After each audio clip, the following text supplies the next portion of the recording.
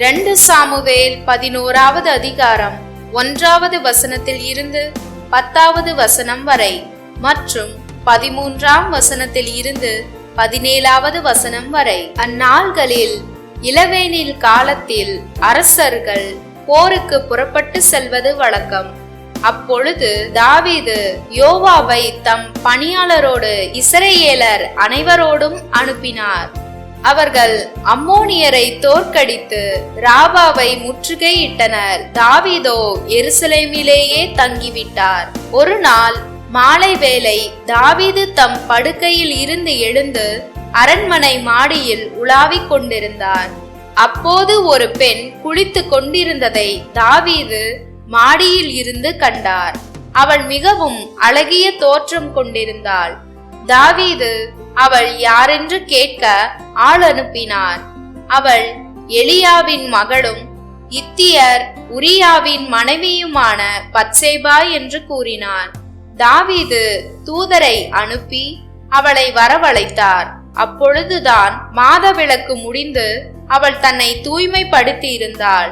அவள் தம்மிடம் வந்ததும் அவர் அவளோடு உடலுறவு கொண்டார். பிறகு அவள் தம் இல்லம் சென்றாள். அப்பெண் கருவுற்று தாவீதிடம் ஆள் அனுப்பி தாம் கருவுற்று இருப்பதாக அவரிடம் தெரிவித்தாள். அப்பொழுது தாவீது இத்தியனான உரியாவை என்னிடம் அனுப்பிவை என்று யோவாபுக்கு செய்தி அனுப்பினார்.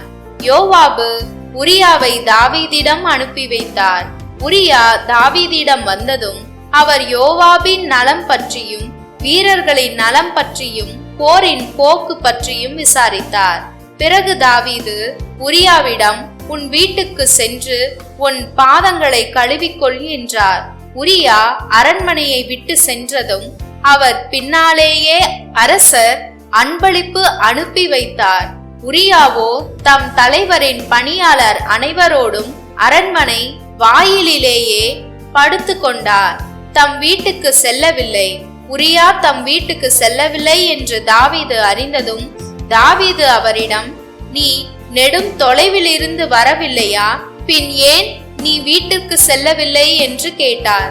தாவீது அவரை அழைத்து அவரோடு உண்டு குடித்து அவருக்கு குடிபோதை ஊட்டினார். மாலையில் அவர் தம் தலைவரின் பணியாளரோடு தம் படுக்கையில் தூங்கச் சென்றார். தம் வீட்டுக்கு அவர் செல்லவே இல்லை. காலையில் தாவீது யோவாபுக்கு ஓர் மடல் எழுதி அதை உரியாவின் கையில் கொடுத்தனுப்பினார். அம்மடலில் அவர் உரியாவை போர் கடுமையாக நடக்கும் முன்னிலையில் நிறுத்தி அவனை விட்டு பின்வாங்கு, அவன் வெட்டுண்டு மடியட்டும் என்று குறிப்பிட்டிருந்தார். யோவாபு நகரை முற்றுகையிட்டு கொண்டிருந்த பொழுது வலிமை மிகு எதிர் வீரர்கள் இருந்த இடத்தை அறிந்து அங்கே உரியாவை நிறுத்தினார். நகரின் ஆட்கள் புறப்பட்டு வந்து யோவாபை தாக்கினர். அப்பொழுது போரில் வீழ்ந்தவர்களுள் தாவீதின் வீரர்களும் சிலர். இத்தியர் உரியாவும் மாண்டார்.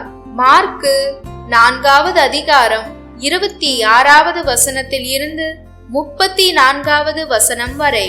அக்காலத்தில் இயேசு கூட்டத்தை நோக்கி, இறையாட்சியை பின்வரும் நிகழ்ச்சிக்கு ஒப்பிடலாம்.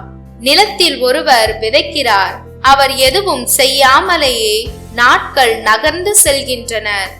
அவருக்கு தெரியாமல் விதை முளைத்து வளருகிறது. முதலில் தளிர், பின்பு கதிர், அதன் பின் கதிர் நிறைய தானியம் என்று நிலம் தானாகவே விளைச்சல் அளிக்கிறது. பயிர் விளைந்ததும் அவர் அறிவாளோடு புறப்படுகிறார், ஏனெனில் அறுவடை காலம் வந்து விட்டது என்று கூறினார்.